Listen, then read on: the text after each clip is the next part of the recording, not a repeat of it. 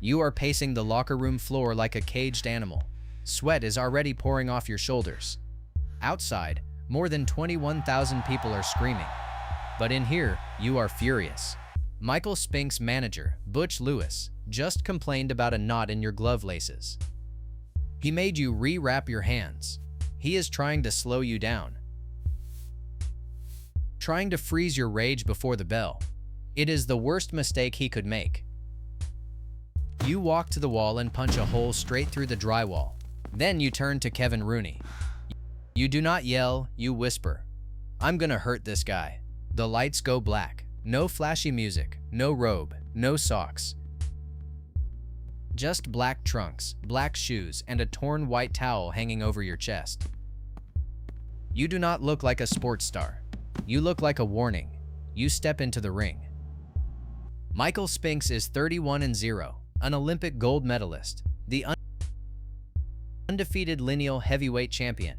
He has never lost. He has never been stopped. But he cannot hold your stare. His eyes are wide. His body is tight. He knows that in a few seconds the myth becomes physical. The bell rings. You do not box. You charge. A left hook lands high on his head. His body sags. He tries to clinch. You walk through it. A minute in, you slip the jab, snap his head with a left uppercut, and bury a right hand into his body. Spinks drops to one knee. For the first time, the undefeated champion is staring at the canvas. He gets up. The referee wipes his gloves. Spinks throws a desperate right hand. Too slow. You fire over it. The right hand lands flush on his jaw. His legs disappear.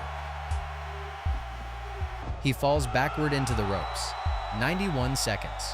You are 21 years old. You are the undisputed heavyweight champion of the world. You just earned a record purse of around $22 million, and the richest fight in boxing history has just grossed around $70 million. You look invincible. But behind the scowl, the power, and the fear in every opponent's eyes, you are still a broken child trying to make the world stop hurting him. The monster and the man. This is how Mike Tyson was forged into the perfect weapon, destroyed himself, and somehow survived his own myth, the boy in Brownsville. To understand the monster, you have to start with the boy. You are Michael Gerard Tyson. You grow up in Brownsville, Brooklyn. Violent streets, poverty, fear everywhere. You are quiet. You have a lisp. You wear thick glasses. You are bullied, beaten, and robbed by older kids. Your escape is the roof. Up there, you keep pigeons. The birds are gentle. They are the only things in your life that do not threaten you. They come back when you call them. They trust your hands. Then one day, a neighborhood bully grabs one of your pigeons and kills it in front of you. Something snaps. You throw your first real punch. You beat him badly. And you learn the darkest lesson of your childhood. Violence works. If you become the most dangerous person in the room, maybe nobody can hurt you first. After that, fear turns into aggression. You drop out of school. You rob people. You fall into street life. By 13, you have been arrested dozens of times. You are sent to the Tryon School for Boys in upstate New York.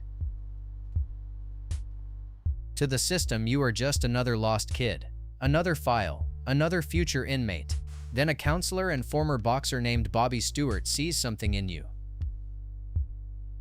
Not just anger, speed, balance, explosive power.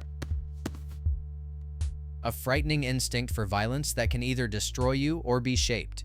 He introduces you to Cus D'Amato, the forging of a weapon. Cus looks at you and makes a prediction. That is the future heavyweight champion of the world. He becomes your legal guardian. He takes you out of Brownsville and brings you to Catskill, New York. Then he rebuilds you. Hands high, head moving, body low. Slip left, slip right, explode. The peekaboo style turns your fear into motion. It makes you smaller than your opponents expect, faster than they can process, closer than they want you to be. But Cus is not just teaching boxing, he is programming belief. He tells you fear is not weakness. Fear is fire. It can burn you alive, or it can forge you into iron. He fills your head with warriors, conquerors, champions, and gods. He uses mental conditioning. He drills your confidence like a muscle. He teaches you to walk toward terror instead of away from it. You start to believe what he tells you, that you are special, that you are chosen, that every man across from you is already broken before the first punch lands. You turn professional at 18. You win your first 19 fights by knockout. 12 end in the first round. The world meets Iron Mike. Then, in November 1985, Cus dies of pneumonia. You are 19. The man who held your demons back is gone. And now the most dangerous young fighter alive is alone. The crown and the collapse, you pour the grief into the ring. You face Trevor Berbick for the WBC heavyweight title. You destroy him in 2 rounds. You hit him so hard his body tries to stand and fails twice.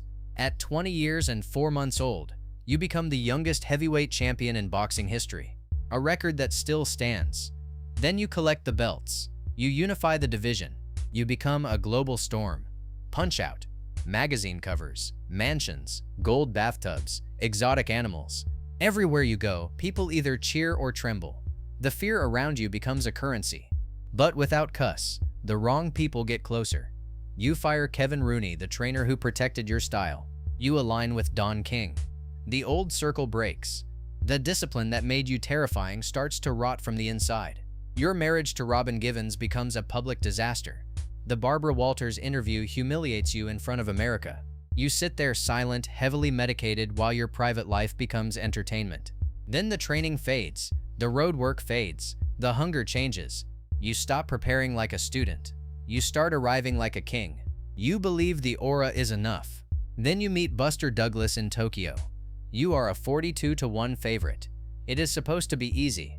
But Douglas is fighting through grief for his mother. He is not afraid of the aura.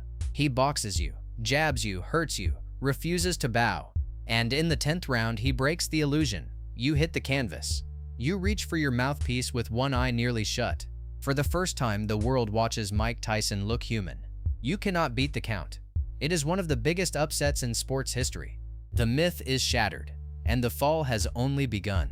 The Abyss in 1991, you are arrested in Indiana. You are charged with raping 18-year-old Desiree Washington. In 1992, a jury convicts you. You are sentenced to 6 years in prison and 4 years of probation. You are assigned to the Indiana Youth Center, a state correctional facility.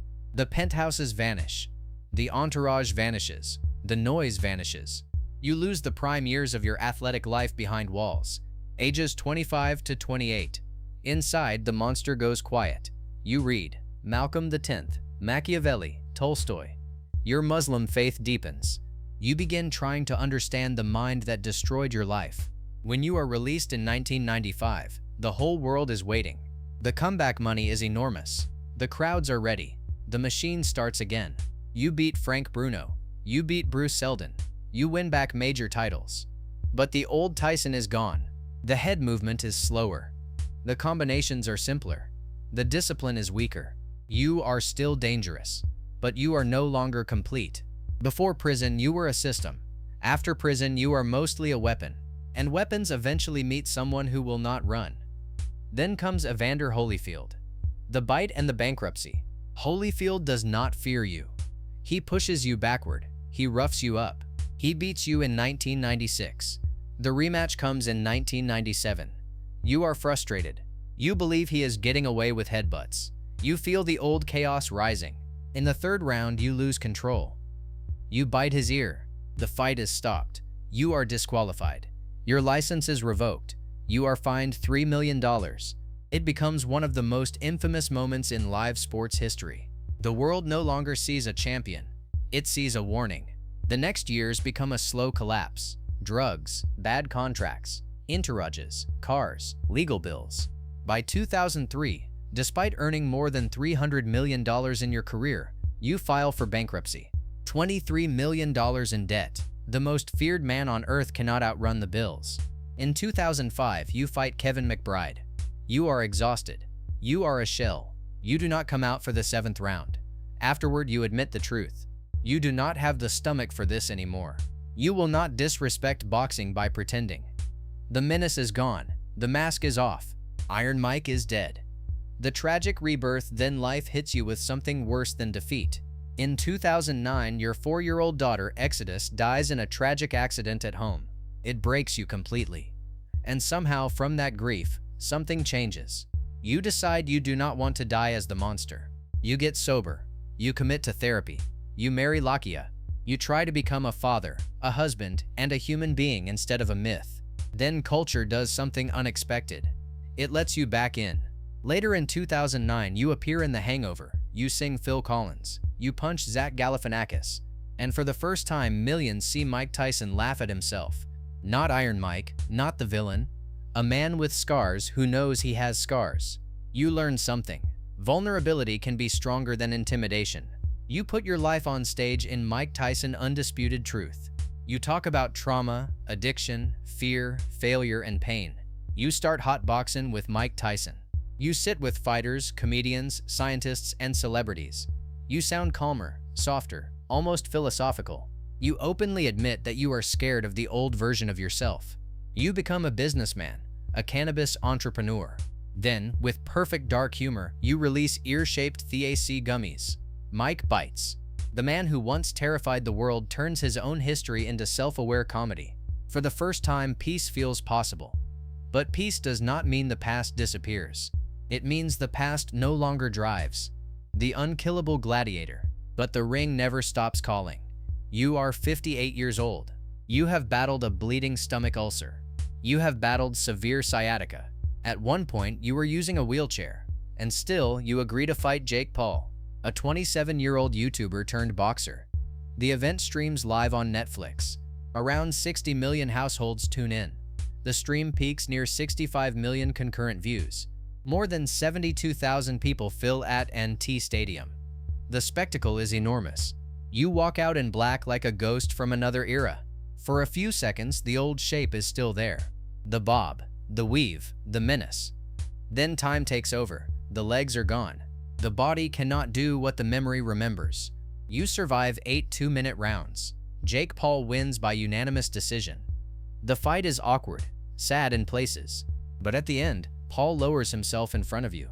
The moment becomes less about victory and more about tribute. You do not look angry. You look relieved. Not because you won, because you endured. In 2026, reports emerge about a proposed exhibition with Floyd Mayweather in Africa. Whether it fully happens or not, the message is clear. The world still cannot stop imagining Mike Tyson in a ring. Because the legend is bigger than the record now. You were built to destroy opponents. But the hardest fight of your life was never across the ring. It was against your own rage, your grief, your ego, your pain. And after all the violence, the prison, the scandal, the money, the collapse, the reinvention, and the loss, you managed to do something more impressive than knocking out the world. You survived yourself. You are Mike Tyson. The monster, the myth, and finally, the man. If this story changed how you look at Iron Mike, hit subscribe. Leave a boxing glove in the comments,